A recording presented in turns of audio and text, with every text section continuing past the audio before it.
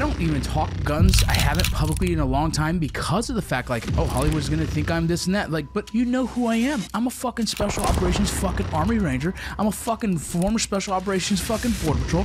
Yeah, I carry guns, dude. People assume because of what I do that I have got, thousands and thousands of guns. It's one of the things where people make these assumptions of someone who is a gun guy. Sponsorships use the commercials to promote their whatever companies they're associated with. But as soon as the gun show, which ours was supposed to be labeled a veteran show, it was not. They nixed us after 5 episodes. We had 1.2 million people watching our show a week. It was bizarre to me that you get so many people watching, but if it's gun related, they're like, yo, sorry. When I learned how to do online education, like, oh fuck, bro, I can get a doctrine like this, dog. There is so much hate for sports in the gun world. People get so pissed off because there's athletes making millions of dollars. Art transcends all of that. In the gun industry, you want to make money, create some content you can't ignore. Entertain, motherfucker. Put people in the seats. That, to me, is attractive.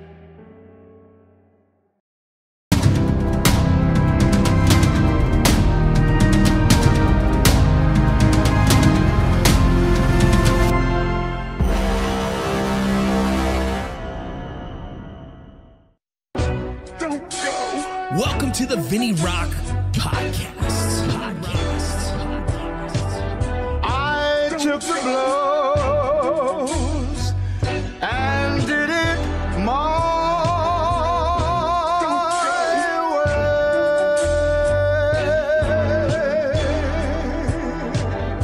way. It's time.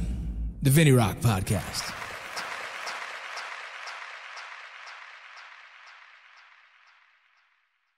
I never do introductions of these podcasts because I just kind of get into the talking. Do you want to do an introduction of yourself at all? Does it matter? I'm Zeke. Nice to meet you. I'm going to cut that and we'll put it to the beginning and then we'll start. I'm from Tennessee. I live in Memphis, and it's cool there. A Tri-Neuro? What is it? It's one of our nootropic company that sponsors the podcast, but oh yeah, absolutely. This company, I just did a podcast with the owner. He is a neurosurgeon. And he also does surgery on spines. Nice. It's a really good company. Veteran as well. Ugh. I'm going to try one of them. Yeah, let's see if I can get my camera. Yeah, I've researched a ton of this stuff, man. I'm trying to get away. I've actually gotten completely away from medication. Well, wait, we're wasting content. You're good. This is all recorded. Oh, it is? We're good. All right, sweet. We've been recorded, so you've been trying to get away from your... Just any kind of medication. Like I did that already. Did you? Yeah. So I took Adderall for 20 years. That's when I'd probably do. Yeah. I don't need it, but that's probably when I did. If I would have had Adderall when I was in college, I'd be a doctor right now. But I was just like, I want to do this. No, I'm going to change my major to this. No, I'm going to quit playing basketball. No, I'm going to do this. No, I'm going to do this. So I'm bouncing all over the place.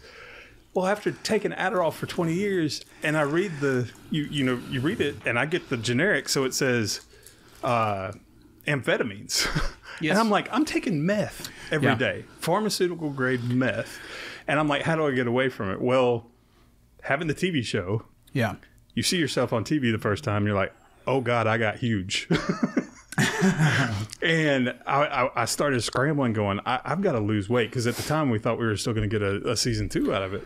I think we all see ourselves on camera, decide we need to lose weight. Yeah, and what I did for 5 years was gain weight. And I'm like, fuck. I think the depression of it, knowing I started gaining more weight, because I'm like, they're just going to say I'm fat. And it's like, I did the reverse, but please, go ahead. But it was interesting that I found the whole keto diet, where it's pretty much just eat meat and fat. It works well. I'm like, oh, eat meat and fat? All right, I'm in. Yeah. And I'm down 80 pounds since we filmed the show. But one thing I noticed... I was going to say, you look thin. One thing I noticed, I was focused, and I wasn't taking my Adderall. And I'm like, okay, I'm going to see if I can stay this focused and not take the Adderall. Now, I still have moments where I'll be talking, like you and I'll have a conversation. You might say something about Borderlands, and then all of a sudden my brain goes, oh, what's going on at the border? Even though we're talking about Prime. Right. My brain has now gone somewhere else, and so I still battle that. But as far as like getting tasks done, I don't have that big of an issue anymore. It's kind of wild. They say diet has a lot to do with our brain chemistry and how it works, and everyone's different, right? So there's those tests that people take, and they see how their blood responds to different diets. Some people do well in keto, some people don't. Yep. I did really well in keto when I first started, and then I also have that heart condition. I'm an AFibber, right? So heart goes out of rhythm. Yep. So like I'll go heavy in keto for 3 weeks and fucking killing it, right? Yeah. And all of a sudden I introduce, like one day I'm like, let's have pancakes, kids. Yeah. And then boom, my heart goes out of rhythm because like the introduction of those carbs just throws my heart, the blood chemistry pretty much off. Then it's a mess. So I have to be very good at that keto diet for me to stay healthy in the heart sense. Mm-hmm. But man, I fucking love keto. It's one of those things where you have to get past the sugar cravings first. Yeah. Once you get past that, then you have to get past that keto flu that everybody gets. Yes. Once you get past that, then it's easy. Money. But it's like a month to get to that point. Absolutely. And I screwed up the last week. I have to go. I have to go to Kentucky to visit my kids. Yeah. And I get a hotel when I go up there. So we're up there, and they had chocolate waffles. And you Where know, in hotel Kentucky? waffles. Where in Kentucky? Franklin, Kentucky. Okay, cool. Yeah. So they had chocolate waffles. My daughter got one, and she's like, "Oh, I put chocolate chips in them." I'm just staring at it. I'm like, fuck it. I went and got some. The same mental space that you were in that moment is my biggest struggle. Yeah. Is that when you're with your kids, we're willing to compromise because you're with your fucking kids. Exactly. And if that's going to make joy to them, I don't want to be the dad that goes, no, I'm good. I'm watching my carbs. You enjoy it.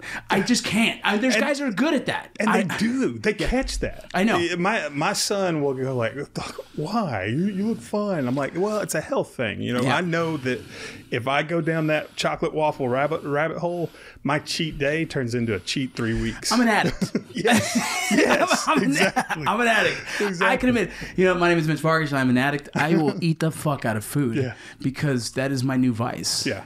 I don't drink anymore, dude. Yeah, I haven't either.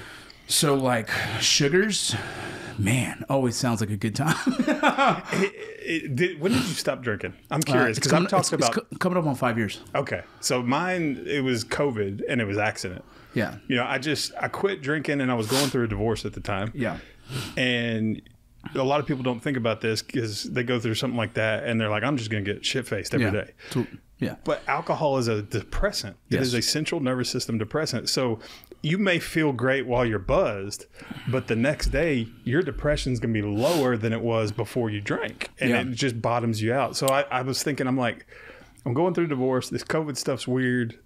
I'm just not going to drink. And it's the worst time to drink is during divorces and hard things. Oh, but it's the one response that we've all been taught is to drink, especially being a veteran. It's like, hey, hard times, let's drink. Or, hey, good times, brother, let's drink. Yeah. You know? Yeah. And so that, I had to get rid of that methodology in my head. That was the biggest crutch for me. You know, I've talked about a lot of people, but like essentially because my father taught me to drink. Not in a bad sense, but like just by the nature of being Latino in my father's household, we all drink. It was the masculine thing to do. It was what he did. It was what I viewed as a man would do. So I drank at a young age, and it wasn't a thought. There was no negative. Like I didn't think it was a generational curse following me until I got older. I realized like, holy fuck, this is a trained response, and it continued through baseball because that's what you do in baseball. It continued sports, collegiate sports, like, and then it goes to military. It's what we do. And it just continued to be a thing where I never actually looked back at my life and thought, maybe I shouldn't drink because there's no real benefit to it. I was the guy who used to say, I don't trust a man who doesn't drink. Yeah. You know what I mean? Because it was just never a thought to me, man. And so I'm glad I was able to kind of change that. Is it weird for you now when you tell people, like, I work in the gun industry, right? And I go to SHOT Show. Yeah. Go into the Circle Bar now, and somebody go, "What do you want to drink?" And I go, "Bottled water." Dude, I would be better off saying, "I'm on the wagon. I'm an alcoholic." Oh yeah, meat. Heck yeah, all day long.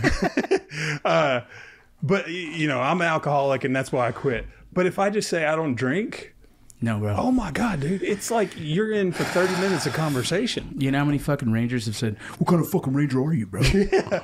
I'm like, the kind that doesn't drink, bro. Yeah. It's the hardest thing in the veteran community. It's the hard thing because you have guys. The coolest thing about the veteran community, you have a lot of people in the wellness space now. They're all going towards mental health and wellness. Not all, good majority, but the good majority of the of the well-respected individuals in our community, which means that has power of influence, right? Like when you have special operations, top-tier dudes, high-level dudes doing wellness, fitness, it's a good influence on the subordinates or the impressionable young veterans instead of me, Matt, and JT drinking every fucking time they see us on live footage or like doing drinking bros and drinking this and glorifying drinking as special operations guys. The cone of influence on that was heavy. We created a culture of drinkers, not intentionally, but it was more like, hey man, these guys are really cool dudes. They're very successful. I really like them. They're influential. Boom. We drink, they drink. I think Jameson fucking liquor went through the roof during those years. Yep. And even if you didn't drink Jameson, you were like, well, they drink Jameson. You know what I mean? Oh, absolutely did. And that is like a scary thing to know. And what's bizarre is, and you can actually fill me in on if this was real or not, or if it was just an internet rumor. But the fact that Jameson kind of said, hey, we're not affiliated, but it was almost like, but you're realizing your sales went up. Yeah. So you're not saying stop. No, they definitely. You're just saying, oh, wow, look at our sales. But we're not with them. Yeah, they didn't say anything about. Yeah. We don't. They pretty much was like, we don't want to sponsor. Yeah.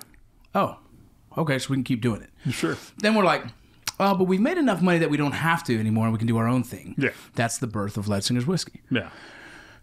But again, now hindsight 2020, I'm like, why were we so stuck on alcohol so heavy in our videos? Yeah. Well, it's because that's what we were going through at the time. It was us going through our own struggles of transition, but frontward facing to the public. And everyone not realizing we were going through our own shit.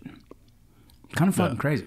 Yeah. And you said something a minute ago, and I didn't realize this till I worked in the gun industry. You know, I knew about SEALs. I knew about Rangers. I knew about Green Berets. I knew about all that stuff, but I didn't know how looked up to, even though the ranks are the same. You know, somebody that's an infantryman is like, oh man, he's SF. You know, wow. You know, and they really look up to him. And then I started training with these guys, especially more SF than anything, because they're just natural born teachers. Yeah, that's their job. And training with these guys and just kind of seeing, wow, this is like a night and day different level. And you know, we had this story the last time I was on. You know, I was in the Air Guard for a year. And I got hurt, herniated disc. You're old, you're broken, see you, bye. When I went through basic training, you know, I think we shot one magazine out of an AR and then the M9 like a few times. Yeah. And that was it. That was the extent of it. Then going into the gun industry and training with guys that's what they did for a living. Yeah. Oh, and they're going to teach you everything about it. It was a mind-blowing level of knowledge that they put out there. Yeah, and you know what's funny? I didn't realize. I just have one. Boom.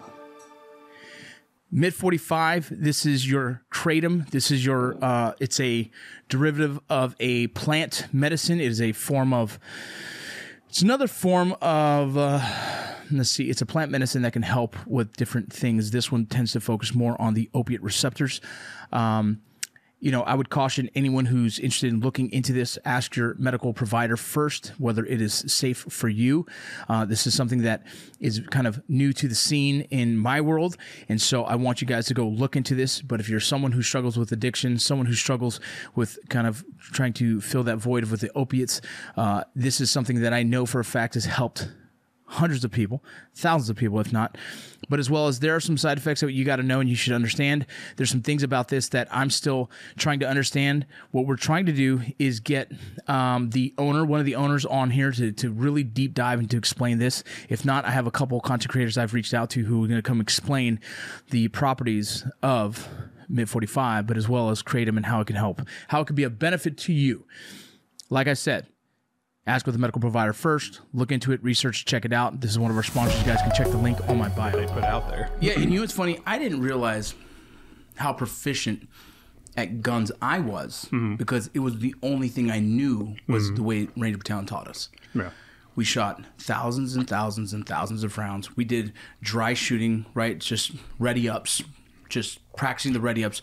Thousands and thousands and thousands of iterations, clearing rooms. I've walked through more rooms than I've ever cleared, as in just by the numbers or by the steps. One step, in this slow crawl, walk, run style of training. Sure.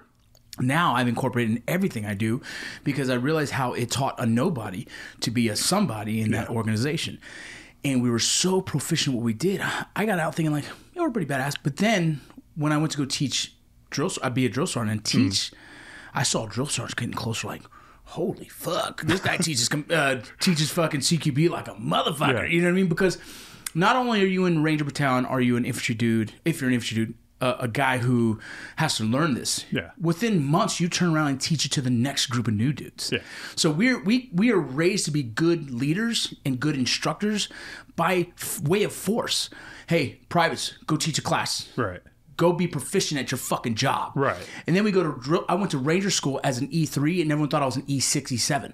It's like, how do you know so much? Wow. Because I've done 2 tours already with fucking Ranger Battalion. You know, we've done hundreds of fucking missions. I can teach this shit with my fucking eyes closed because they forced me to. Yeah. I was putting together and fucking taking apart a fucking 240 Bravo with my fucking eyes closed. Yeah. Like they blindfold us like, go.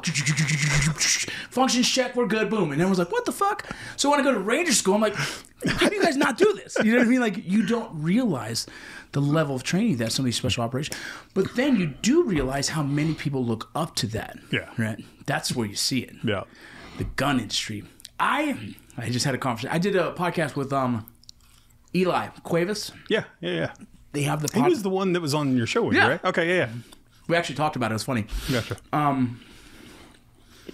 Eli, infantry dude, Purple Heart. I brought him onto the show because I was telling the story, the original lead of that show was supposed to be Manspot. And that was supposed to be under him. It was supposed to be kind of like his guy. Mm-hmm. I wasn't comfortable with the idea because, like, I don't play second fiddle to anyone. I already did it with me and Matt. You know what I mean? I was Matt's guy on the side. And it's all good. I always thought you were the muscle with Matt. I remember the first time I met you in person. Matt came up and he hugged me and it was you and JT on either side flanking him just like this. Never smiled. Just kind of like, I was in pretty good shape at the time. I was in pretty good shape at the time. You were. No. But, you know, I was just Matt's friend. And then when you take a role in that space, I was never going to be the lead. I'm not the lead singer in that group. I'm more probably the drummer. Right? Right. And in that show with Manspot, I was supposed to be the same. Right. And I was like, I'll do it because I had nothing going for me at the time. Yeah. And then they did a background investigation on him with his social media. And Manspot just posts whatever he wants to post. And at one point he posted something that the History Channel didn't like. And it wasn't, they deemed it as racist. It wasn't by nature. It was more of just a very insensitive kind of comment, but he was rebuttaling someone else's insensitive comment. So personally, I was like, I don't see any problem with it. But I understand how they're going to protect themselves. You already know how this goes. They background, they check all your shit. Oh, yeah. And so they said, we're not going to move forward with the show. And I was like, well, make me the lead. I can carry this motherfucking show. Yeah. I said, okay, who would you want to bring in? I said, Eli. So it worked. No, didn't even have to think. No, because I knew his personality. He's a real fun dude, cool cat, real legit background. So I was like, why not? I love to do it with this fucking dude. He's a cool kid. Boom, Eli. And so we talked about it on the show, and it was just funny to hear his point of view and my point of view of it. But being on his show, it was like a whole different world of like talking about how influence works and like the people on his show. He has Donut Operator, one of the most well-known YouTubers now. You know who he is?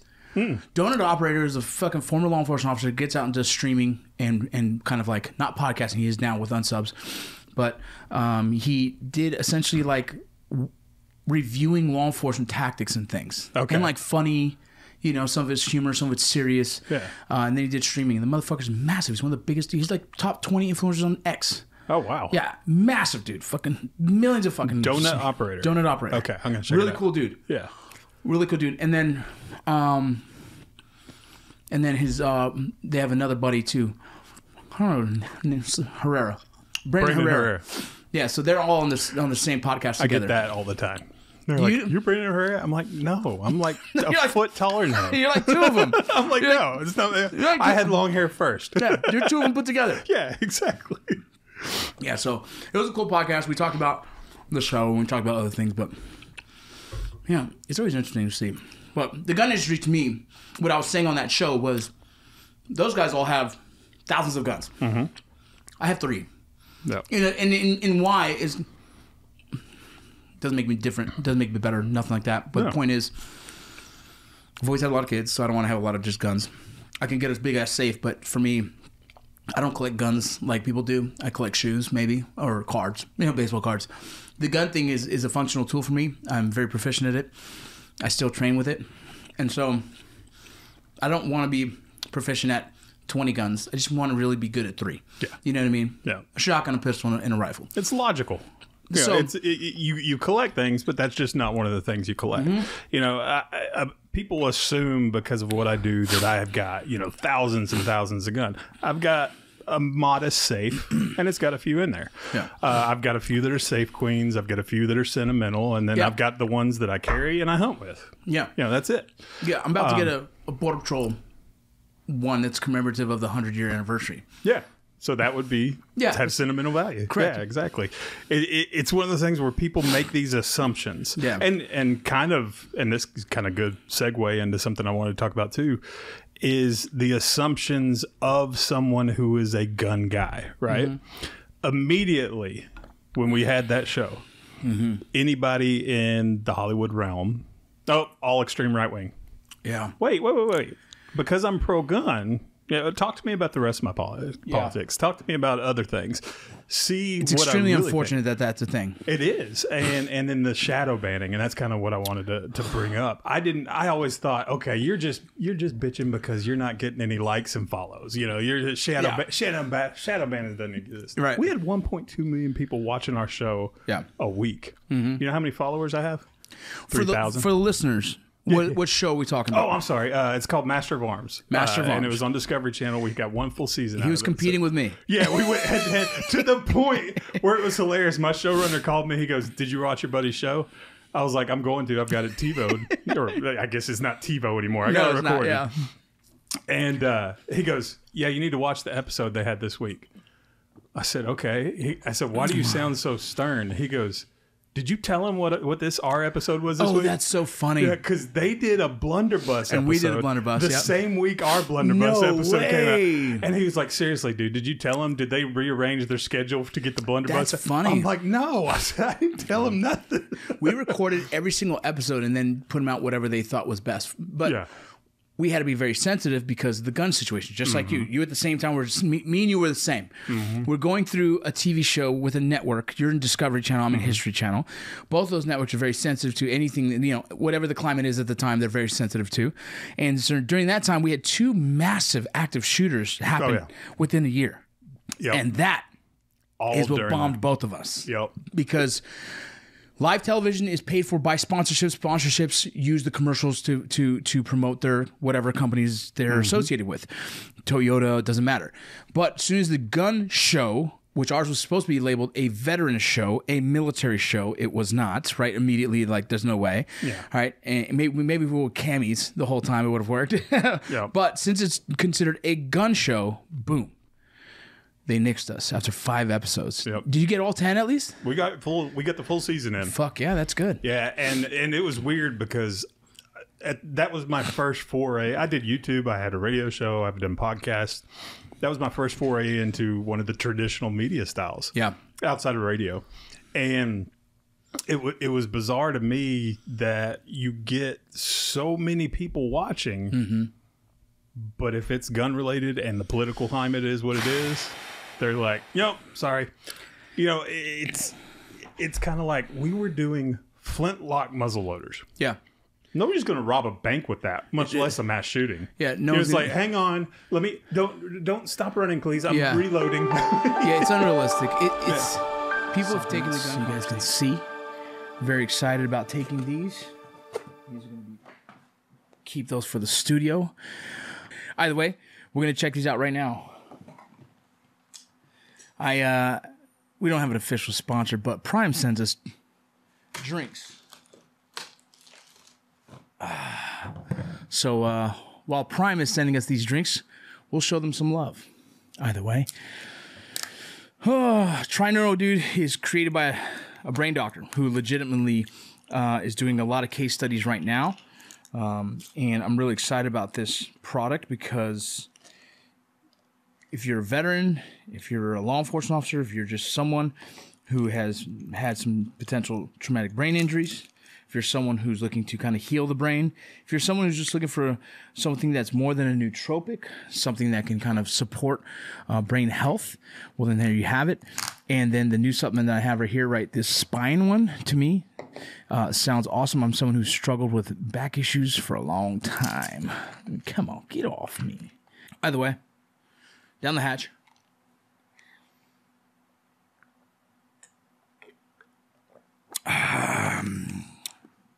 That's also pretty good.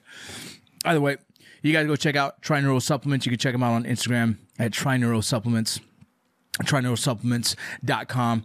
Go check them out. If you guys have any questions, hit me up. A lot of people have been asking me about these. I highly recommend them. I think they're outstanding and an outstanding company who, to be honest, created by a dude who knows the job, knows his job is brains. So why not? People have taken the gun conversation, and it's no different than the Spaceman for the Border conversation. Mm. No different, where they've weaponized the conversation, and now it's impossible to have intelligent, educational conversations about this subject that doesn't scare people who don't have the intellectual intelligence, right? The intellectual maturity to have normal conversation, banter back and forth, discussion that doesn't turn into an argument. Yeah. It's fucking crazy. I don't even talk guns. I haven't publicly in a long time because of the fact, like, oh, Hollywood's going to think I'm this and that. Like, but you know who I am. I'm a fucking special operations fucking Army Ranger. I'm a fucking former special operations fucking Border Patrol. Yeah, I carry guns, dude. And I've done it for a long fucking time. So you should be wanting it in my hands more than most. Yeah. It doesn't matter. Doesn't matter. The conversation scares people. It's the narrative that they want to spin for two reasons. One, whatever side they're backing. Yeah. They want to support that side. Mm-hmm. Or two, what makes us more money? Well, people being afraid makes you more money. Mm. The thing I tell people all the time about traditional news and media, mm-hmm. anytime you want to figure out what's going on in the world, follow the money. Yeah. So COVID happens, right? Everybody has to stay home. Yeah. And I tell people all the time, follow the money. What industry was dying? YouTube was killing them. Podcasts were killing them. Mm-hmm. Satellite radio was killing them. Traditional media. Well, if all of a sudden everybody's got to stay at home, they watch more TV. Yeah. They watch more TV. They see more commercials. They see more commercials. They buy more shit. Mm. You know, and it's one of those things where if you keep a population afraid, that's how you get control. That's how you have total control of it. But also, even during hard times, everyone leans towards entertainment. Mm-hmm. No matter what, the Great Depression, entertainment. You know what I'm saying? During the COVID, entertainment. Yep. You know, it was the biggest. It's the biggest thing that we all turn to as humans to give ourselves separation from reality. Yeah. Like, let me just laugh a little bit about the show. It's crazy to me, though, dude. It's crazy to me to think that we live in a society like that. And I'm guilty too, man. I'm there with my kids, like, let's do it. Oh yeah, let's watch shows. I'm a comic book nerd, dude. When a new Marvel movie comes out, I'm there. Yeah, we love them. And it's one of those things where I enjoy it. I want to be entertained. I think as humans we want to be entertained. Yes. But back in the Roman days, they figured out, hey, we throw gladiators out there, we feed them while they're there. You know, it's going to take off, and we've got total control as long as they're fed and entertained. Yeah. I love that. The gladiators. Well, that's how it all started. We got it now. It's called NFL.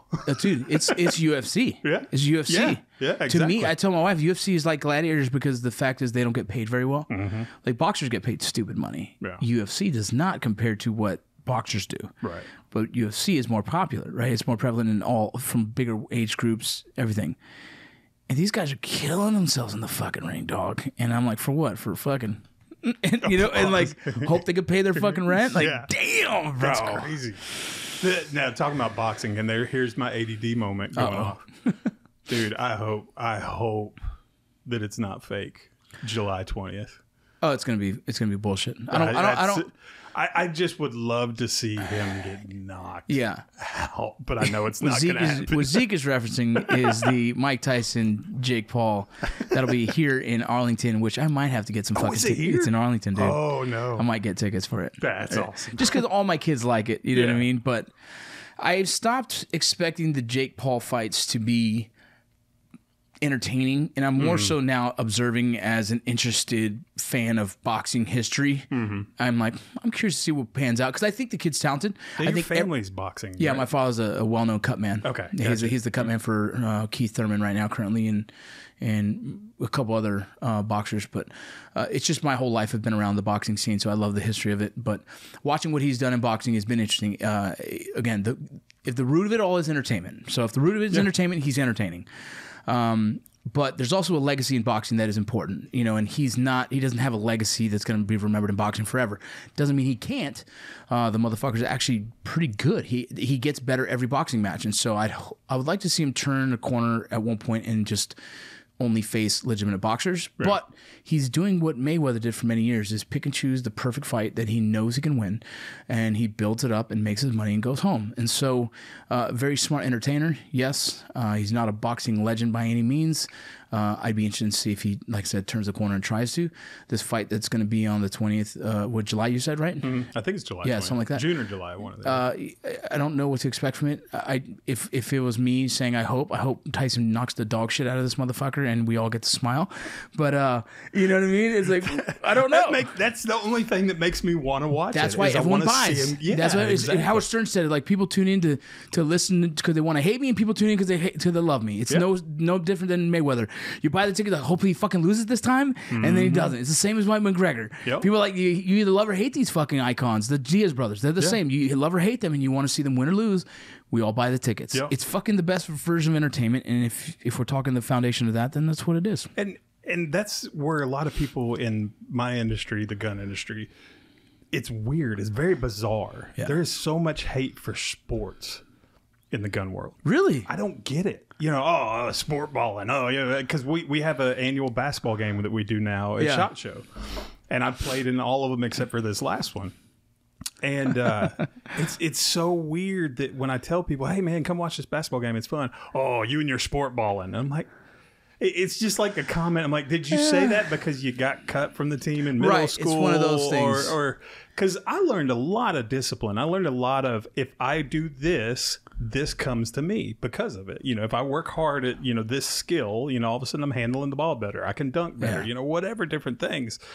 And there's so many people that hate the whole sport thing. And the biggest argument back to, what made me think of this is the money part. Mm-hmm. People get so pissed off because there's athletes making millions of dollars. And it's like, it's us. If you really want that to stop, then tell people to stop buying jerseys and going to games and paying for pay-per-view. Yeah, the reason they get paid that much is because people buy that much. Yeah. They buy into it. If you worked at a factory, and because of your job and what you do, that factory became $1 billion factory, you'd want to make that kind of money too. Yeah. Because it's not because of the owners that they make that. Well, think about the women's basketball, the women's, WNBA. They want to get paid more, but, it comes down to, well, do you sell that much? Does the tickets sell out? Does your merchandise sell as much? And it's been proven it doesn't as much. Right. And it's like, I don't dog it. I like women's basketball. I like all women's sports. I have daughters who play high-level sports. Yep. But, as a business perspective, if you're not putting people in the seats, well, then how can I pay you what you demand, right? Yeah. It's just a failed business plan. And it's the same as like in the gun industry. Like a lot of people want to make, it sucks when you see like YouTube, demonetize people and stuff like that. Yeah. That's not fair to anyone, especially good content's good content, entertainment is entertainment. Mm-hmm. But for anyone to kind of be jealous about it's always weird. You see that in every industry though, dude. I see it in acting. Yeah. I've seen it, in podcasting. I've seen it in everything. And like, those are just certain personality types that have insecurities, right? They have a little chip on the shoulder towards, these these little microaggressions towards other, subcategories or sub-demographics. And then they just fucking project it. And you're like, you're a douche, dude. Just... Everest is a trading post, is a kind of community of outdoorsmen. If you're someone who likes to go to the outdoors, if you're someone who likes to hunt, camp, fish, even those who are in kind of the survival space. It's a trading post for all companies alike. It's somewhere that you can go to have a resource for all different locations and companies that sell anything in that range. So if you're an outdoorsman, if you're a hunter, camper, fisherman, just a hiker, it's a place where I think you'll enjoy. It kind of brings all those companies together in one platform. So go check out Everest.com. You can find them on Instagram at Everest Trading Post. GMR Gold, Bullion Box. Hey, I just got a new one in. Where is it? I just brought it up here. Oh, Vince, you're so unorganized. Oh, right here. Check this out. Boom. This is a Mountain Dew bottle cap. Pretty sweet. Kind of exciting to see that. On top of that, this is kind of cool. I was really excited about opening this right now. I just got these in the mail right now. Sweethearts. Some silver. I think the family will really enjoy this. This is something I'm going to give to either my daughter or my wife. I think it's pretty cool to see.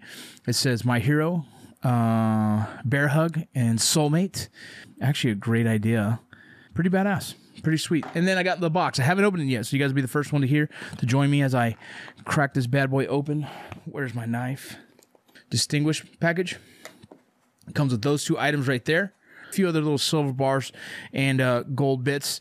And one cool thing here, this is a Spider-Man silver. You tell me this ain't Spider-Man. This is Spider-Man to me. I think this is Spider-Man. Either way, put those aside. You guys can go get your Bullion Box. It's a subscription-based model. You guys go check them out.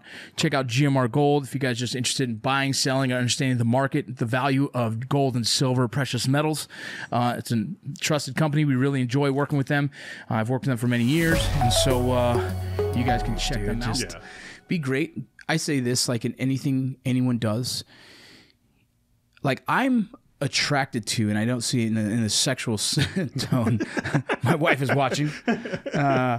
I'm attracted to people who are great in their space, right, who own their talent and who pursue greatness with that talent. No. That's attractive. Yeah. I don't care if that's a fucking dog. That's attractive, dude. Yeah. It's attractive to hear people who really are driven to their skill set. And I say that it's no different in acting. I love really good actors who are dedicated to their craft. And I use acting in a sense where in the acting community, in the film space, people always want to argue like there's not enough representation of Latinos. Mm-hmm. Or cut that Latinos out and put any other minority, whatever you want, right? Whatever the argument is. 6'5" guys, you know what I mean? Whatever. We're screwed. In you guys are all screwed. Yeah. You're gonna beat up Tom Cruise. That's gonna be your whole job in every movie. Oh, okay. Exactly. So like you fill that spot. Like, yeah, we can sit there and allow that idea to be the demon that slows us down, or we can be so fucking good they can't ignore us. Yeah. That's how I like to see the world. In the gun industry, make content that is so fucking good you can't be ignored. Yep. Right? Grand Thumb. I mean, there's a list of guys who make shit where you're like, I've never seen it done that way. Yeah. It's brilliant. Yeah. Same in acting. I don't care what your skin color is. Be so fucking good I can't ignore you. Because art transcends all of that. Oh, yeah. If you're talented, you're so talented. Like, I don't care what color, you're dope. Eminem, greatest to me, one of the greatest rappers ever. He's white. He transcended everything because of talent. He's that fucking good. We couldn't ignore it. That is the type of motherfucker that I love. And so, like, in the gun industry, you want to be fucking, you want to make money, you want to be known, well known, create some content you can't ignore. And I'm talking entertain, motherfucker. Put people in the seats, sit them in their little fucking chairs and watching your 5 minutes of fucking content and be so good they can't turn their fucking heads. That, to me, is attractive. And entertainment can make money. And that's, absolutely. That's the thing that when we first started Talking Lead, and for those that you don't know, I started a podcast back in 2012, and it was a gun podcast, and I was getting more into guns, and I was studying and learning and listening to all these podcasts, and at the time, there was a lot of good information podcasts, but I wasn't entertained, you know, and after I heard so much about the new Glock or the new, you know, AK or new or anything new, I'm like, okay, now entertain me. I want to hear what, you know, I want you to have VinnyRoc on, and I want to hear what he thinks, and because he's, you know, artist and this, and I want to have other people on. So that's kind of where Talking Lead came from. Yeah. I wanted to make something that was entertaining, not an infomercial. Yeah. And it took off. You know, in 6 months, we were in 117 countries. It was insane. I was like, dude, we did this as a whim, almost as a joke, and it took off. Almost all the great shit does. Yeah. And now there's lots of podcasts that have been bigger and stuff. Yeah. But that was the big thing. I wanted to make something entertaining. You know, it felt like you're sitting in the cabin with your buddies shooting the shit about guns. You know, the locker room banter kind of. And so then we started getting, you know, famous people on, and whether it was actors or musicians or just gun famous people, and they were having a blast. And I'm like, oh, this is starting to translate, you know, and people are starting to realize it. And Marty's done well with it since I sold him my half. But that entertainment aspect in the gun industry, there's a few people that get it and go with it, and then there's a few people that get it, go with it, but then all of a sudden, back to what we were saying a minute ago, they kind of shell themselves off. Yeah. And then they're pissed at anybody that tries to do something similar. You know, there was one thing that y'all did, and when I say y'all, I'm talking about the TV show? Yeah, no, the MBest. Oh, Matt Best 11X? Yeah, MBest 11X, yeah. So me and 22 Plankster, I don't know if you know who that is. He's a trick shooter. He does all kinds of crazy trick shots, like the old Annie Oakley stuff. Yeah. And we did a scene, and he never aired it. The footage is out there, and it's probably got a timestamp, where he was shooting a 22 pistol across a lake at 400 yards, and he hit the gong a few times, and that's what ended up airing. Well, then we did a scene where I was behind it with a hammer, hitting it. And so then a year later, I'm watching one of y'all's videos, and I see you back there. I'm like, shit. I'm like, why didn't we air that? There's something about the universe, like we all think the same things as who produces it first. Yeah, exactly, it's there's very few original ideas. It's all like someone's like, I thought of that. I should have done it first. And I was gonna message y'all and be like, hey, here go. And then I called Plinkster, and he was like, no, I didn't put it in the video. I was like, oh man, that's funny. But there's a lot of that hive mind thing going on. And I'm not going to get into weird spirituality, connectedness stuff, but there, a buddy of mine, John Hickok 45's son. Yeah. He started doing comedy. He does stand-up comedy, moved to Chicago and everything. But he was talking about how it's weird. He's done jokes on stage at just open mic. So they didn't go out into the ether. They're not on the internet. They're not recorded. And then a year or two later, somebody else did the same joke in Washington State. And he's going, whoa, you know, that's kind of mind-blowing how certain mindsets will start doing similar things. Yeah, I think it's you've seen it so often. I think it's funny that people even claim like, oh, you stole my ideas. Like, when you live in similar lives, you kind of all have those similar ideas. You know, it's just, And if you're a creative person with a sense of humor, if you're at the range and you're seeing people shooting long distance on steel, anybody could come up with that joke. Yeah. You know, let's stand behind it and hit it with a hammer. In that film, he's sponsor of ours, Core Medical Group. Coming up, I'm going to be going to the Core Medical Veterans Appreciation Weekend. I'm just going to go there to support. I believe they bought some of my books, so we'll be signing those for anyone who's there. Oh, I'll probably be speaking on a new subject that I'm going to be talking about, by the way. Modern Gun School, you guys already know who they are. If you guys are looking to use your GI Bill, use your Voc Rehab on something that is productive for yourself. If you like to build guns, if you want to learn how to build guns, you could be an armor at the comfort of your own home. Incredible company. Several people that we've sent there through this program, through the VinnyRoc Podcast, has given us just nothing but the praise of the organization and how they run it, but as well as the information that they receive. So if you guys go check out Modern Gun School on Instagram, they might have changed it, but MGS Trade School is what is on Instagram, but moderngunschool.com. Go hit that film. That YouTube video is called Tactical, and we were just making fun of every shooting kind of faux pas situation. Just like whatever, you know what I mean? Like all these different things, you know. We even had one where it was like shooting a target perfectly, but you're not even shooting the target. You already had the holes there. Whatever. Right. You know, things like a bunch of ideas that were just like that. But so what ended up getting you into like what right now I know that we work together in the Modern Gun School. Mm-hmm. So what ended up transitioning you into going to that? So when I started down that rabbit hole of learning everything I could about guns, I was actually the chief administrative officer for a company in Nashville. And we had car dealerships, insurance companies, and he owned 2 Latino radio stations in Nashville. And he thought it would be fun for me to go run the radio stations. And I'm like, only thing in Spanish I know is the cuss words. I'm like, if they say beso me culo, okay, I know I can go in there, hey, no. But other than that, they could have said whatever, and I would have known what the hell they were saying. Yeah. But they loved me because they got away with murder. Yeah. And as I'm learning about the gun stuff, I asked my buddy, I was like, hey, can I use the radio station to start this podcast? And so that's where Talking Leg came from. And while we're doing that, we started growing and getting sponsors. And one of the sponsors was my biggest competitor now. No way. Yeah. Oh, yeah. And I went and I put in my application with them, and I became their chair and eventually became their executive vice president of product and positioning. Yeah. Well, that's when the TV show came. And I loved the education space. I didn't know I would. Yeah. You know, I was like, I'm a marketing guy. I can do the marketing for you. But the more I learned, I started getting letters from vets. You know, and we've talked about my experience. You know, I wanted to be in. I wanted to serve. I wanted to do it. But my body just said, no, sorry. And so, and no, that's not I almost signed up. No, I swore in and I was in training. Yeah. I would have punched that drill sergeant in the fucking face. But so, you know, I started doing that with the school, and I'm the marketing guy. And then I started learning the education space. Oh, that's where I was going. I'm like sitting there going, oh, where was I? But I started getting letters from vets. Yeah. Dude, I never thought I'd go to college. And I knew guns, and the GI Bill paid for me to go to your school. Now I'm working on my master's.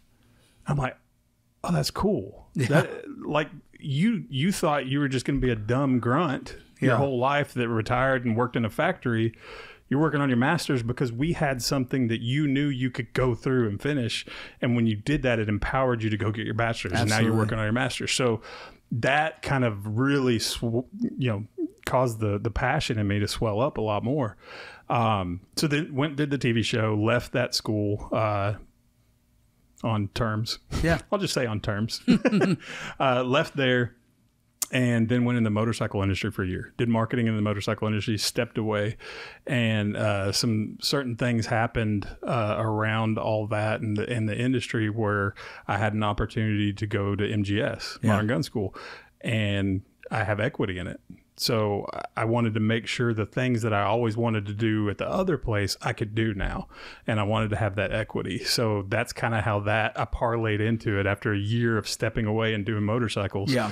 Then I went into to MGS, and I love it now. I mean, it's same thing, we're GI Bill approved, we're VA approved. And I get these messages from these guys that were like, I either get, I didn't think I could do this and I did it, thank you. Or I get, I just wanted to see if it was worth shit. And hey, I learned a lot. Yeah. So it's kind of, because a lot of people, they never even use their GI Bill. Yeah. A good buddy of mine actually used it. And I say good buddy. This is someone I consider, I call him actually my son. It's someone I've raised for a few years. While I was living in Eagle Pass, Texas. He was just young. He was just kind of trying to find his way. I ended up putting him through MMA.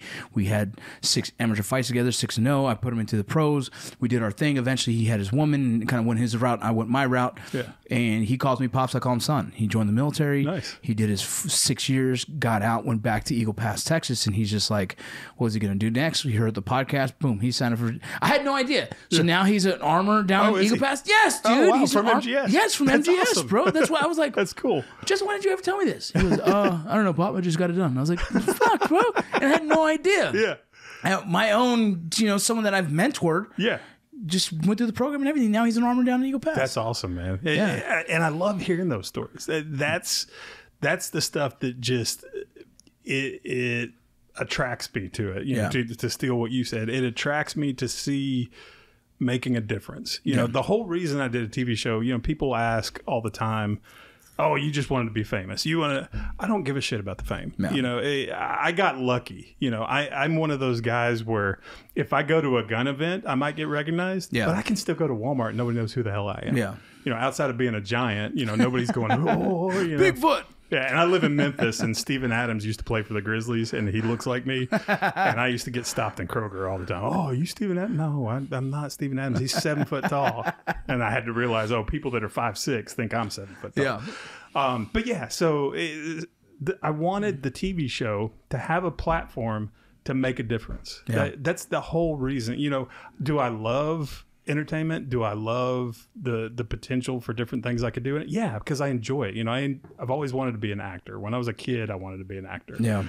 And this wasn't acting, it was more game show host, but it was still a form of entertainment. But I got a platform where I could kind of go, I can make some differences here, differences there. Yeah. And with MGS, I'm able to do that in a lot of people's lives. You know, you still get how the hell do you learn gunsmithing online? You know, and Harvard's teaching medical classes online now. Dude. So it's concepts. Yeah. It's up to you what you do with it. Right. You know? So let me ask that. What can people do if they go to modern gun school and they get their armor certificate? Yeah. Right. What is some of the areas you've seen people go from there? Yeah. So it's not technically an armor certificate. It's a gunsmithing. So it's all encompassing.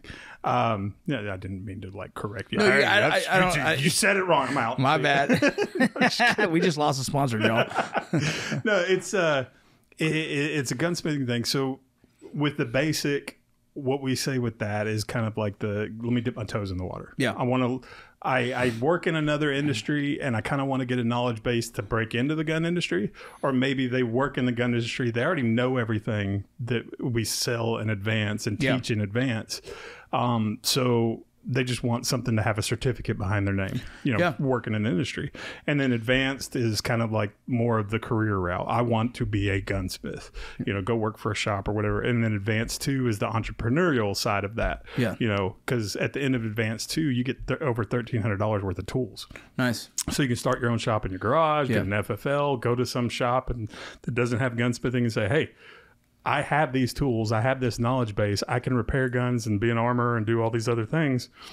Also, I have the tools. Let me bring them in. I'll work for you. Because in trades, if you go to auto diesel college, you graduate and you've got a palette of tools to take and go work wherever you want, any dealership or anything. Nobody's really done that in the gunsmithing realm until we kind of did that. And I always thought that, I had a brother-in-law that went through auto diesel college. And the tools he got was ridiculous. I'm like, why aren't we doing that in the gunsmithing space? Yeah, it's a great, because now they have everything they need. You didn't leave them empty-handed. Yeah. Here's your certificate. Now you got to go buy fucking $2,000 worth of gear. Yeah, exactly. and when I was at my former employer, I actually got this email. Hey, learned a lot. Thanks. I built a gun as my final project. How the fuck do I start a business with an AR-15? And that was my light bulb moment. I'm like, oh, damn. I didn't even think about that, because now he's going to have to invest in all these tools. Yeah, you got him to the finish line, but he didn't get through it. Yeah, exactly. So now I'm able to go, hey, look, we're taking care of you. Our motto as a school, and people don't realize it's true until they're in, is we keep the students first always. If you come in and you've got experience, so let's say you're an armorer in the military, and you start saying, hey, you got this in your curriculum, and that's wrong. I'm going to vet it first. Yeah. Oh, wow, he is right. That is wrong. We're going to change it. We want to make sure that we have up-to-date curriculum that's accurate, that we're teaching the right thing. We want to make sure you have the right tools when you graduate. We want to make sure you have the right knowledge base when you graduate. We get people all the time on our ads, on Facebook or wherever. Yeah. Oh, this is a scam. Online schools are garbage. You can't learn anything online. And I'll reach out to them. I'm like, hey, look, I get where you're coming from. Tell me how we can do it. I learn more online than I do in a class. The way I learn. Oh, yeah. Let me sit there and watch some of these videos. Let me read some of these texts, and let me have discourse with other individuals. Let me communicate with my teacher. To me, online is the best way I've learned. Yeah. I've learned so much more like that. And so it's funny how it's those old school minds who don't want to adapt to the new way of learning. It's like, oh, you want to sit in a class? You want me to spend all my day doing that when I could do it in my comfort of my own home? When I could sit here and actually have time to read and not feel the pressure of people around me? Like, am I catching up, or am I doing it too fast, too slow? I have a reading disorder, dog. I don't like going to class and sitting there trying to read. And it's like, hey guys, read this page. You're like, fuck, it's gonna take me. You know what I mean? Like, it's gonna be a while. I like education on my own pace. There's nothing better than that. I've been able to get my bachelor's degree. I'm finishing up a master's. I'm finishing up 2 master's degrees because I've learned how to do it. I never thought school was for me, dude. When I learned how to do online education, like, okay, set time aside, go through the modules, boom, boom, boom, boom, boom. Oh, fuck, bro, I can get a doctorate like this, dog, because I know how to do this. And, like, all you guys listening who are interested in this kind of concept, I promise you, when you learn how to do this, you'll be inspired to know that you can do any kind of education online. Yep. Because once you learn modules, once you learn how to sit there and time management of that and not have to stress on anything else but like get the work done, bro, that's fucking empowering. It is. It absolutely is. And people take that, like you said, and they take it and they grow it into something bigger than what it originally is. But when we have people do that, I'll reach out to them and I'll say, I get where you're coming from. Tell me how we can do this. And you just disarm them because they're ready to fight with you. And they're ready to show you why. And the biggest thing is machining, right? Yeah. We're not going to teach you how to use a lathe or a CNC machine. That is a huge liability for us. If we say, hey, do it like this, and all of a sudden your long hair gets caught and rips your scalp off, that's not on us. We're not teaching it. Yeah. And I get that gunsmithing uses lathes a lot. Yeah. But that's high-end stuff. If you're just going to be repairing minor things, if you're going to be cleaning and maintaining people's guns, I know gunsmiths that make $40,000 a year just cleaning guns all year. Because most people like me, people like you, we were trained, we take care of our weapon. Yeah. Most people will buy their hunting rifle. They'll go hunting and be like, here, clean this. Yeah. They don't want to do it. Bro, even they don't me, want to maintain it. Even me doing a long day at the range. Yeah. I definitely hand it to some fucking kid to clean it for me. Yeah, here, like clean how it. much? $60? Take it. Exactly. Take the motherfucker, bro. And you can knock out 2 guns an hour. Bro, that's what I'm saying. $120 an hour. Me now, it's like I don't have the time. If I'm gonna go spend a couple hours shooting and I still have my kids, I gotta go pick up from school. Yeah. No, if I could drop this off at some dude's house, like, can you clean these for me, bro? Appreciate it. I'll see you later today. Yeah. I'll fucking do it all day. Yeah. That's how spoiled I get. Because it's like, look, man, I'm at a position where I can pay $60 because I don't want to do it. Exactly. And a lot of people don't realize how much you can make doing the basic, simple things. I'm trying to get my daughter to come back to Texas to coach wrestling, personal coaching, right? She goes, I don't know, how much can I make? I said, what are you thinking about doing? She goes, a vet tech. I'm like, how much do they make? Oh, around 35, 40. I said, you can make that for sure. You could probably make $100K doing personal fucking training. Yeah. Like, these little nuanced skill sets can pay good money because some people don't want to do it, or it's a necessity that no one does. All you got to do is market yourself. Bro, put your fucking, go get your fucking, your gunsmithing fucking skill sets and go put your card at a fucking gun store. Mm-hmm. Go to a gun range and be there, bro. Stand up and say, hey, I'll clean your guns for this much. Yeah, set up a table at a gun range that doesn't have gunsmithing. Here, bro, if you're a veteran and you still have your GI Bill and you're interested in guns at all, you need to go hit up Modern Gun School. Like, why? What are you waiting for? Do it at the comfort of your own home.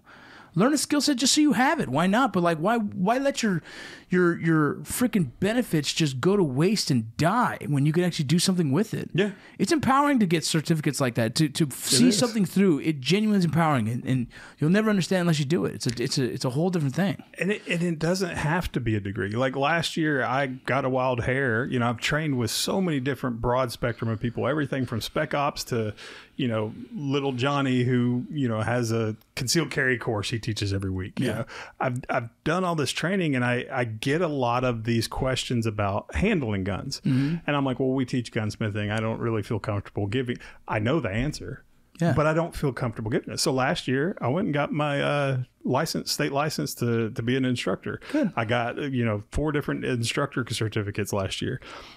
And it's empowering. It's kind of like, have I taught a class yet? One. Yeah.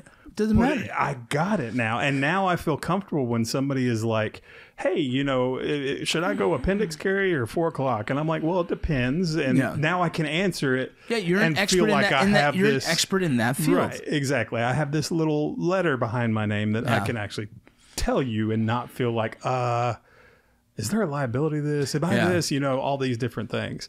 But yeah, the empowerment part is huge, especially in the trade world. Yeah. And trades are, I love the trades, bro. That's where it's at. I'm trying to get my son to go barber school. Mm-hmm. Like, look, we can go to college, just get barber school knocked out real quick and have that in your back pocket. Yeah. Make $80K a year if you want. You know what I'm saying? I used to cut hair since I was fucking 15. Yeah. I went to the military. I cut people's hair. I was in the Ranger town cutting people's hair. Overseas cutting people's hair. Bro, the Rangers wanted fucking high and tights. I'm like, that's easy, you dumb fuck. I was in the border patrol cutting hair, bro. I'll never forget talking about cutting hair in military. Basic training. I've got a huge mole right here. And of course, when you go and you get your hair cut, they're like, you got moles? Yeah. Where are they at? Put your finger on it. And I just did it. So they shaved all the way around. And I'm just thinking they're protecting my mole. No, little did I know there's an ulterior motive. They waited for the drill instructor to come in. Why you got a little patch of hair? And I'm just like, what the? And the funny thing was, I went in at 33 years old. Yeah. You're the old man in the room. My oldest drill instructor was 31. Yeah, I imagine. Know? So I'm older than him. And I ended up becoming friends with the drill instructors. It was the most bizarre thing ever. I was probably 27 or 28 when I was a drill sergeant. Mm-hmm. It's funny. But I thought, and this is something I've always wanted to ask you when I found out you're a drill instructor. I always thought, my wife at the time, my ex-wife, they didn't hold a candle to her when it came to the screaming and yelling. So scream and yell at me all you want. Push-ups, all right. I did at the time I was doing triathlons. Okay. Yeah. Okay. Physical, no big deal. I'm like, what is this whole they're going to break you thing? They're not going to break me. I had no clue that they have every personality type down pat.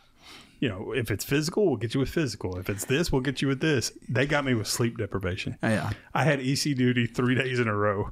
And I'm sitting there going, isn't somebody else supposed to do this? And I'm like, it's funny. I go into the bathroom. And have you ever seen the Air Force dorms at Lackland? No. Okay, so you walk into the bathroom, there's all the stalls, left sinks, and then there's this little square area before the showers. Okay. And it's got benches. And I knew there's no, because you know how everybody's like, oh, there's cameras here. And there's probably not, but they, they mess with your head. I went in there and I sat down. I wasn't thinking about anything. I wasn't thinking about my kid. I wasn't thinking about being away from home. I just lost it. I just started like, blah, I'm bawling and this is 3 weeks in. I'm like, what is wrong? Why am I doing this? And the next day, I did everything right in their eyes. I'm going, nobody saw me cry. Nobody saw me break. How do y'all know? I'm like, how did you know I broke last night? And they started building me back up at that point. And that's funny. And I've always felt like they had a. Yeah, I've always been fascinated by the psychology aspect of being a drill instructor. I'll tell you, it's such a big system. I don't think there's anyone who really is that keen on each single, you know what I mean? We do see guys who are like struggling. We're like, all right, let's kind of build them up. You know what I mean? Right. We know it breaks everyone down no matter what, because you're stripping them of everything they're comfortable with, their family, their phones, their community, all those things. So everybody's going to break. Now they get to FaceTime. Right. And they also have to follow the rules. And if they don't, they get crushed. Right. Yeah. And so like all that is part of like just indoctrinating them into our system. Yeah. So nobody makes it. They get kicked out, right? Yeah. Like, or they just completely defy it and be like, no, I'm done. I'm like, all right, get the fuck out. Yep. So everybody goes through the phase of okay, I have to conform. Yeah. Like they have to, right? Yeah. And when you do, then it's cool. But there's people that you can see that are down. Yeah. And those are the ones where like, all right, give attention in the right way. So we took off our hat, right? It's something that what kind of a term I've kind of called take off the hat. It means almost like a dad going down to their side, hey, look at me. I'm not drill sergeant right now. I'm sergeant. So what's up? Like what's going on? Yeah. Oh, my dad, my mom is okay, cool. Yeah. All right, well, keep going private. You're doing good. And then you find times that's when you start building them up. You're like, hey, keep moving. You got it. Good job. Those little positive, you're not necessarily always trying to make them feel bad about themselves, So it's a fascinating job in the military. Dude, people, I'm trying to check on this battery, make sure we're good, but people don't get how gorgeous of that position it is, how rewarding for us it is, how it feels like your dad and watching your son or daughter find success. Yeah. It's powerful, bro.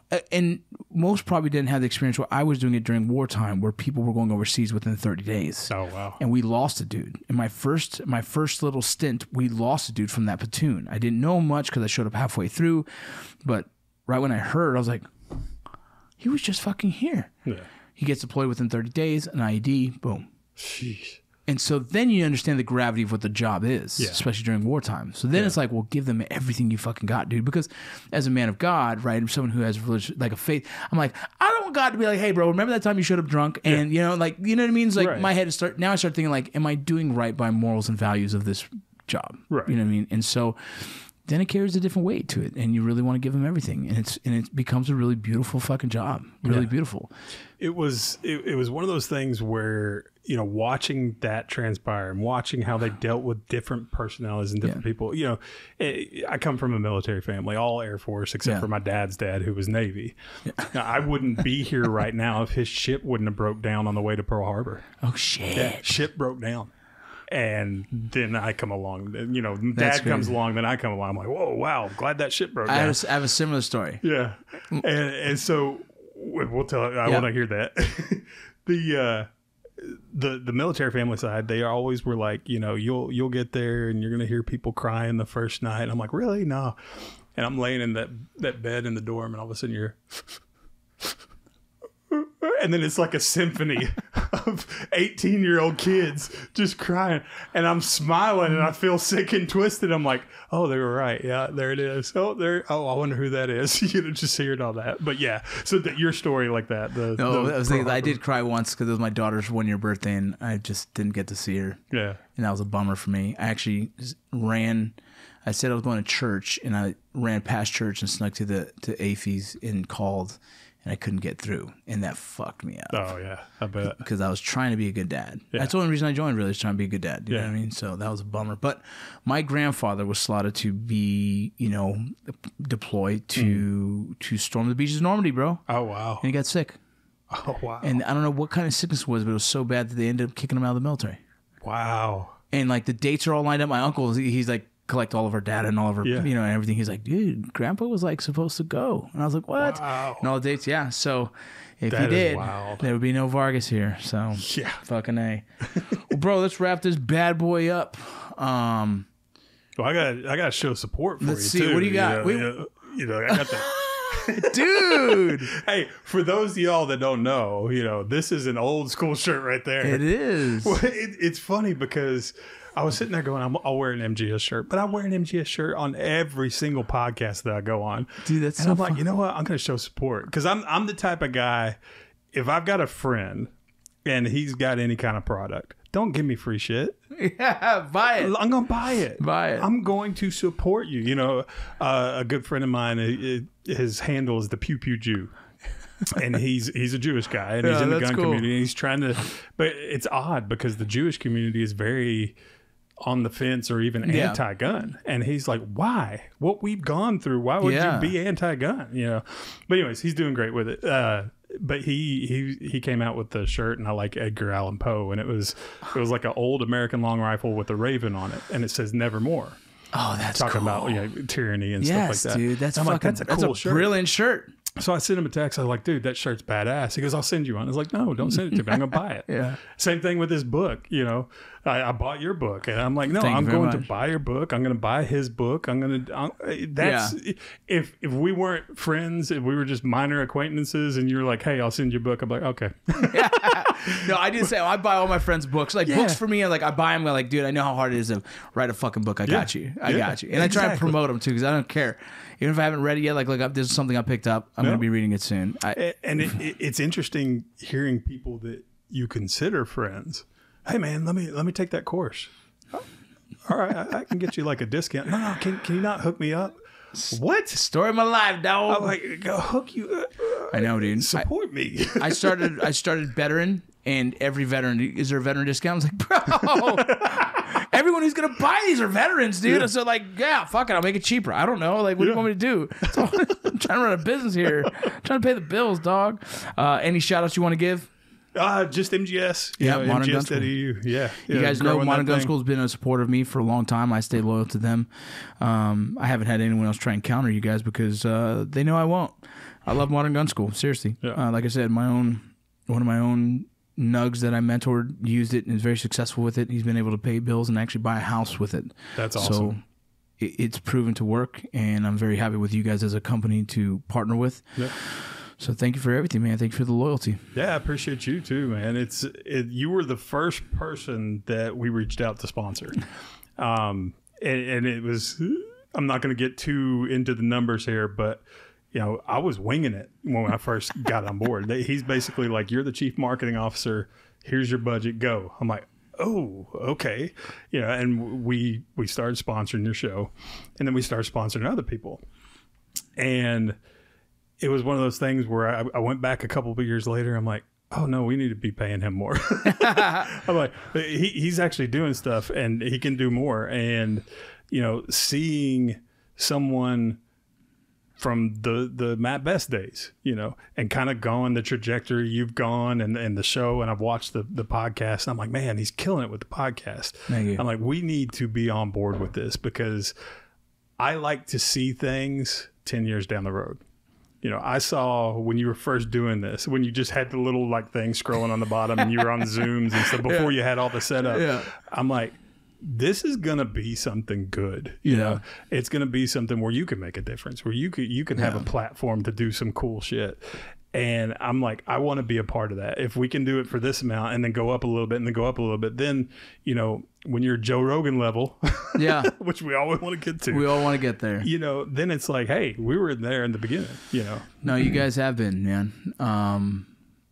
It's just been good. It's been good. Modern Gun School is a really cool concept that you guys are doing, and I wish you know, our veterans would use their benefits more often. I know there's a lot of guys that let them go to waste, and I hope that you guys, you know, listen to this podcast, and think about it, look into it, Google it, and hopefully some of you go through with it, and it changes your life in a positive. And even if you're not a veteran, I mean, we have no interest payment plans, and I didn't know that. Yeah, so we can set up no interest payment plans. You just pay a down payment, and then I think it's $199 down or something like that, and then it's like $100 a month or something. Oh shit, that's actually fucking really affordable. Yeah, and to get the program that we have, we're still less than $6,000. Yeah, you know, a lot of programs similar to ours are upwards of $20,000. What I'm paying for my master's right now is like, I wish I had another GI Bill. Yeah, I can imagine. What'd you get your master's in? Journalism and psychology. So with psychology, I'm going to try and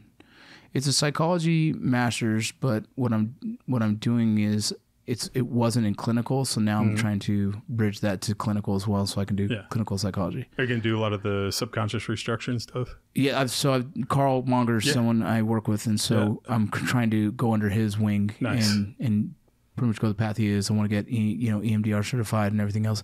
I just thought of it recently that like I do this so much for veterans already. Why not? Let's just go. Yeah. And so I don't know what the future is with it, but why not be a veteran who helps other veterans? No. Any way you can help, go for it, man. Yeah. That's the thing. I tell people all the time, well, I've been thinking about doing this. Well, how does it help you, your family, or other people? Right. You know, if you don't have that, but you're still passionate about it, go for it. But if you can have something where you can do that too, oh, man. Yeah. It's gravy after that. We'll see, bro. Only time will tell, bro. Thank you for joining us on the VinnyRoc Podcast. Man. Thank you for the protein stick. You know what I'm really bad at? I know that's from First Form, one of our sponsors. First Form. Nice. Yeah, that's one of our sponsors. Well, yeah, they sponsor me in supplements, and I just love the company, so I use them. I have this there's like a multivitamin pack that I just on the go. Yeah. Take it and go. That works. I use their protein and all that stuff, so that's awesome. I like them. Cool. Hey, are you actually in Memphis? Yeah. Well, I moved from Nashville to Memphis about 2.5 years ago. Next week I have to be in Tennessee. I'll shoot you a text. Yeah. I don't know exactly where I'm going to be. I'll text you right now. I'll tell you right now. If you're coming through Memphis, we got a whole little in-law suite. You can stay there. I'm going to be. We'll talk about it later. I'm out.